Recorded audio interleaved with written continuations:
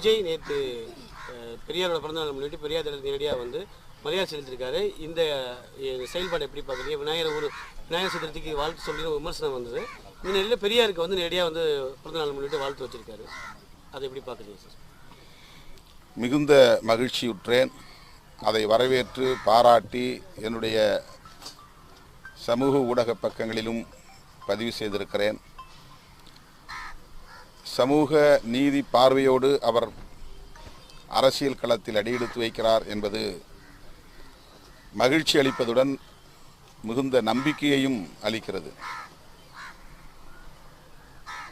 பெரியார் அரசியல் என்பது திமுக, அதிமுக என்கிற அரசியல் கட்சிகளுக்கு மட்டுமானதல்ல.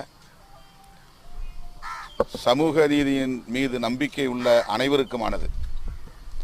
சமத்துவத்தை நாடும் அனைவருக்கும்